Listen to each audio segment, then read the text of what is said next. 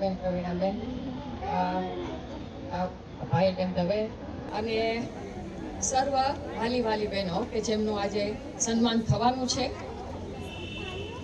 બહેનો, આપણે હું 20 મિનિટમાં પૂર્ણ કરું, કારણ કે મને ખબર છે સમયનો અભાવ છે અને પ્રોગ્રામ પૂરું થવાને હજી 20-25 મિનિટની વાર છે. તો મને એમ લાગે છે કે આવા સુંદર પ્રોગ્રામનું આયોજન કરવા બદલ જો આપણે બ્રહ્માકુમારીનો જ આભાર ન માનીએ તો આપણે અધૂરા ગણાઈએ.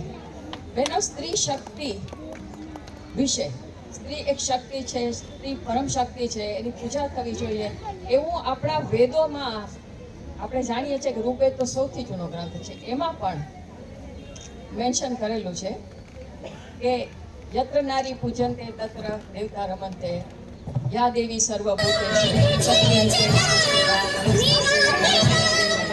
નમો નમઃ. આવું આપણે સદીઓ સુધી કહેલું, માનેલું અને આચરણમાં પણ મૂકેલું. પણ 1000 વર્ષની ગુલામી પછી સ્ત્રી શક્તિ ઘણી ક્ષીણ પણ થઈ ગઈ અને એને ઘણે બધે અંશે સપ્રેસ પણ કરવામાં આવી. પણ તમે જુઓ કે પછી પાછો આઝાદી પછી એક એવો સમય શરૂ થયો કે પાછું નારી શક્તિ જાગરણ શરૂ થયું. ઘણા સમાજસેવકોએ પણ, ગાંધીજીએ પણ, નેતાઓએ પણ પ્રયત્ન કર્યો. પણ મને એવું લાગે છે બહેનો, ખરેખર મને અત્યારે એવું ઇન્ટ્યુશન થાય છે કે આ નારી શક્તિના જ ઉત્થાનની મદદથી, આ જ નારી શક્તિની મદદથી સમાજ, સંપૂર્ણ ભારત સમાજ પોતાની સંસ્કૃતિ, સનાતન સંસ્કૃતિ, એની ગરિમા જો પ્રાપ્ત કરશે તો એ વખાણ માટે નથી કે તે ફીલ ઇટ કે બ્રહ્માકુમારી હશે, એવું મને ઇન્ટરનલી ફીલ થાય છે. એવું કેમ ફીલ થાય છે એનું કારણ કહું કે ઈશ્વરીય બ્રહ્માકુમારી, ઈશ્વરીય શબ્દ મૂકે છે ને, કહેવામાં કહે છે લોકો કે આ ઈશ્વરની ઈચ્છા છે માટે આની સ્થાપના થઈ છે. હવે મને અત્યારે ખરેખર જ એવું લાગે છે કે ઈશ્વરની ઈચ્છા હશે જ. કેમ? કારણ કે નહીં તો એકી સાથે આટલા બધા આત્માઓને, આને તમે જુઓ કે આઝાદીના સમયમાં જ, આઝાદી જે દેશને મળવાની થઈ એ સમયમાં જ બ્રહ્માકુમારી સેન્ટરની સ્થાપના થાય. અને સ્થાપના થયા પછી 2-5 જણા આપણામાંથી આપણને કોઈ કે અડધી સંપત્તિનો ત્યાગ કરી દો તો આખા ગામમાંથી એક વ્યક્તિ નહીં મળે. કદાચ મેં નક્કી કર્યું કે આપણે દેશની, મા બાપની સેવા કરવી છે તો લગ્ન નથી કરવા, પણ બધું જ છોડીને સંન્યાસી થઈને સમાજની સેવા કરવા માટે નીકળવાનો વિચાર એકાદી વ્યક્તિ ના આવે, 2-4 ને આવે. પણ લીનાબેને મને જાણ કરી 40,000 બ્રહ્મચારીની બહેનો નક્કી કરે કે મારે સમાજનો ઉત્થાન કરવો છે, મારો આધ્યાત્મિક ઉત્થાન કરવો છે, તો એ 101% ઈશ્વરની ઈચ્છા હોય તો જ થાય. એક સાથે 40,000 આત્માઓને આઝાદીના સમયની આસપાસ જ એવો વિચાર આવે એ સાબિત કરે છે. I think this is a proof, logical proof છે કે આ ઈશ્વરની ઈચ્છા છે, નહીં તો ન થાય. 2-5 વ્યક્તિને વિચાર આવે, 40,000 બહેનોને વિચાર આવે, એટલે ખરેખર જ આ ઈશ્વરી છે એવું મને અત્યારે ઇન્ટ્યુશન થાય છે. મને છે મારો આત્મા જ કહે છે માટે સત્ય છે. તો બહેનો, આજે આવું સુંદર આયોજન, આવું ભવ્ય આયોજન, એના ઓરા જ એટલા બધા સરસ છે કે આપણને દરેકને એક પ્રસન્નતાની અનુભૂતિ થાય. તમે જો કે બ્રહ્માચાર્યની, તમે જેટલી બ્રહ્માકુમારી બહેનોને જોશો, શ્વેત વસ્ત્રો એક પવિત્રતા, એક શુદ્ધતા, સ્વાભાવિક અનુભૂતિ કરાવે. દરેક સ્માઇલિંગ ફેસ હોય, હંમેશા સ્માઇલિંગ ફેસ હોય. એનામાં નમ્રતા, એની ઉદારતા, આ બધું કુદરતી એનામાં આ બહુ વિકસેલા છે. કારણ કે રાજયોગ કરે છે, કારણ કે ઈશ્વરીય વિદ્યાલયમાં એને ટ્રેનિંગ લીધેલી છે. એનો મને ખરેખર જ હું માનું છું કે પોરબંદરના વિકાસમાં એમનો પાયામાં ફાળો છે. 2-5 બહેનો, આપણા તો 5 સેન્ટર છે અત્યારે. એટલે આવું સુંદર આયોજન કરી અમને અત્યારે બોલાવ્યા એ બધા વતી, બધી જ મહિલાઓ વતી હું બધા જ બ્રહ્માકુમારી બહેનોને આપણા બધા વતી પાય લાગણ કરું છું. Thank you very much, thank you very much. અને મને ખબર છે આપણે સમય નથી બગાડવાનો, માટે આપણા બધા વતી એમને પ્રણામ કરી અને હું આપ સૌની રજા લઉં છું. ધન્યવાદ ડોક્ટર સુરેશ. શાંતિ. નમસ્કાર. 8મી માર્ચ વિશ્વ મહિલા દિવસ નિમિત્તે જે કાર્યક્રમ થાય છે,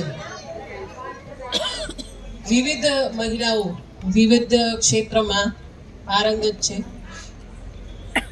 એવા તમામ મહિલાઓને આજે બ્રહ્મકુમારી બોખીરા સેન્ટર દ્વારા જે આજરોજ કાર્યક્રમ થયેલો છે અને તમામ માતાઓ, બહેનો, બાળકીઓ અહીંયા પધારેલ છે.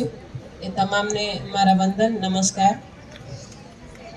તમામ ક્ષેત્રે, તમામ સંસ્થાઓ વતી આજે આપ સૌ અહીંયા ઉપસ્થિત થયા છો.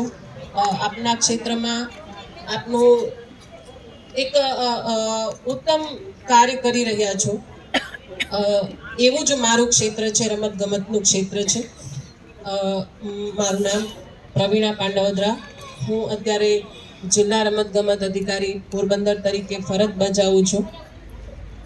જે ખેલાડીઓ એમાં તમામ આવી જાય, બાળક હોય કે 60 ઉપરના વયોવૃદ્ધ ખેલાડીઓ પણ આવી જાય, એ ક્ષેત્રે હું કાર્ય કરું છું. અમારો વિભાગ છે રમતગમત, યુવા અને સાંસ્કૃતિક પ્રવૃત્તિઓ વિભાગ. અમારો હેડ ઓફિસ છે sports authority of Gujarat, Gandhinagar. અને એ તાવા હેઠળની અત્રેની જિલ્લાની જે કચેરી છે, જિલ્લા રમત પ્રશિક્ષણ કેન્દ્ર, ત્યાં સાંદીપની મંદિરની સામે જિલ્લા સ્પોર્ટ્સ સંકુલ, રમત સંકુલ જે કહેવાય છે, ત્યાં મારી ઓફિસ છે. અને કાર્યક્ષેત્રની અંદર માંથી ઘણા બધા બહેનોને ખ્યાલ હશે, ખેલ મહાકુંભ વિશે સાંભળ્યું હશે. એ ખેલ મહાકુંભનું તાલુકા કક્ષા, જિલ્લા કક્ષા, રાજ્ય કક્ષા સુધીનું જે આયોજન થાય છે, એ તમામ આયોજન એ અમારી કચેરી દ્વારા થાય છે.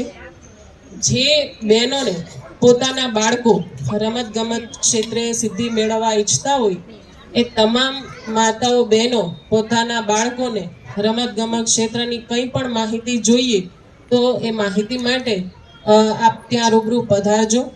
અને દરેક બાળક છે એમાં અલગ અલગ સુસુપ્ત શક્તિઓ રહેલી હોય છે.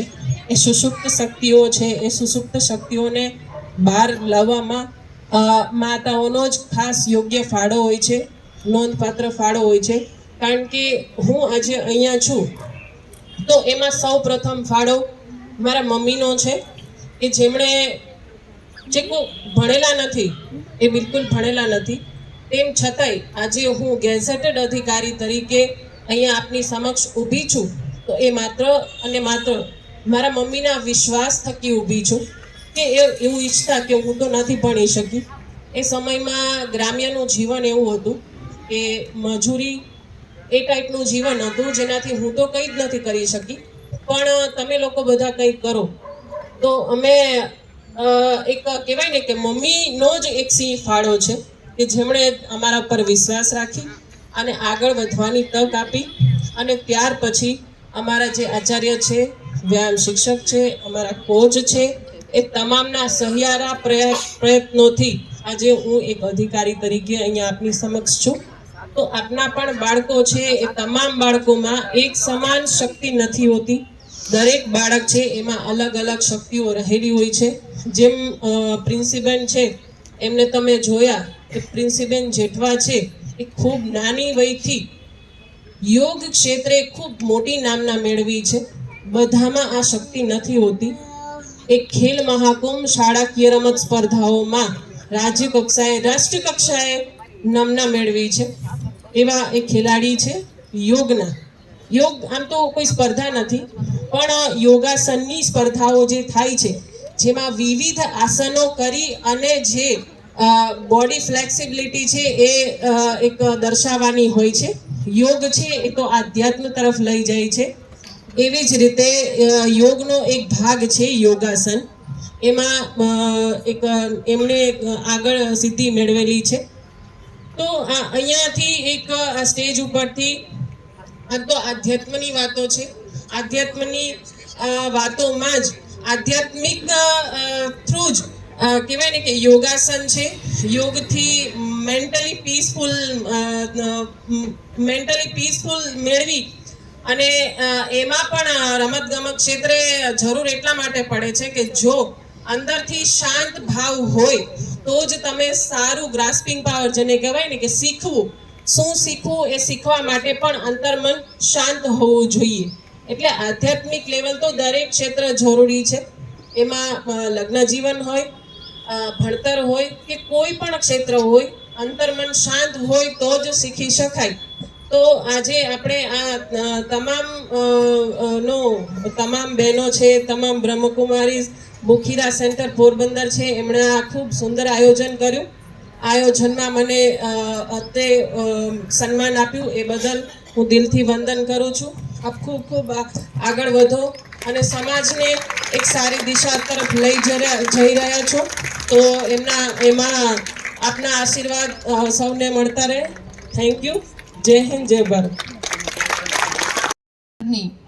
હદ ઉપર જે પહોંચી છે સમસ્ત સૃષ્ટિ, એનું પરમાત્મા આવીને બતાવે છે મૂળ જે કારણ છે એ દેહનું ભાન, શરીરનું ભાન.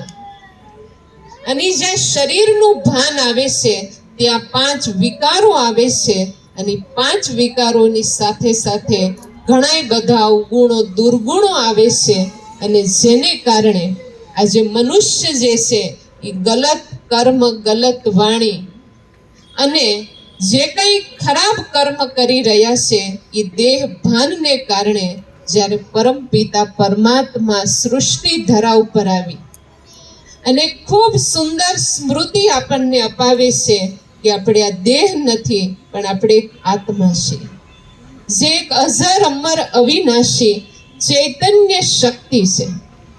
અને એ આત્મશક્તિ એક સુંદર ચમકતો સિતારો છે જે પ્રકૃતિની મસ્તક્ષમાં રહેશે. અને એ આત્મશક્તિને જગાડી પરમાત્મા શિવની સાથે જેને જોડી છે એ પછી એક સ્ત્રી નથી રહેતી, એ એક શિવની શક્તિ બની જાય છે. અને એ જ શિવની શક્તિઓથી સમસ્ત સંસારની અંદર પરમપિતા પરમાત્મા જેણે બહેનોને નિમિત્ત બનાવી અને જે વિશ્વ પરિવર્તનનું કાર્ય કરી રહ્યા છે, આ સંસારને કળયુગમાંથી સ્વર્ગ બનાવી રહ્યા છે. એક બહુ મોટી ખુશખબરી છે. અને એ જે આ સમય છે જેને સંગમ કીધો છે, હમણે જ આપણે બધાએ ભક્તિ માર્ગમાં મહાકુંભ, કુંભ નહીં પણ મહાકુંભને જ્યાં સંગમ થયો, અને એ સંગમમાં જે કોઈ સ્નાન કરે છે એની પાછળના 3 કારણ હતા. એક તો પાવન બનશું, બીજું મુક્તિ મળશે, અને ત્રીજું તો કે પુણ્ય મળશે. પણ એ સંગમની અંદર પાણીથી શરીરને સ્નાન કરાવ્યું. જ્યારે પરમાત્મા સૃષ્ટિ પર આવી, આપણી આત્માનું પરમાત્મા સાથે મિલન જ્યારે થાય છે, કળયુગનો અંત અને સતયુગની આદિ, એ સંગમની અંદર પરમપિતા પરમાત્મા આવી આત્મશક્તિને જગાડી એ શિવની સાથે જો જોડી દેશું તો શિવ પિતાનો બહેનોએ ખૂબ સુંદર પરિચય આપ્યો કે આપણા પિતા છે એ સુખ શાંતિ આનંદના સાગર છે, અને એની જ આપણે સંતાન, એની જ આપણે શિવની શક્તિ છીએ. પછી સ્ત્રી હોય કે પુરુષ હોય, કોઈ પણ હોય. અને એ આત્મશક્તિને પરમાત્મા સાથે જોડી આપણે જો દિવ્ય શક્તિઓને ધારણ કરશું તો આપણાથી જે પણ આસુરી કર્મ થઈ રહ્યા છે, જે કોઈને દુઃખ મળી જાય છે, કોઈને આપણે ગમે એવું બોલી દઈએ છીએ, ગમે એવું વર્તન કરીએ છીએ, કોઈ પણ એવું કૃત્ય કરીએ છીએ, આ બધા જ કૃત્યોથી આપણે મુક્ત બની શકશું. અને એના માટે ફક્ત 2 મિનિટ આપણા મનને ચારે તરફથી આપણે હટાવશું. બધા જ સીધા બેસી જશે. પોતાની પાસે કાંઈ પણ વસ્તુ હોય તો પોતાના ખોળામાં કે નીચે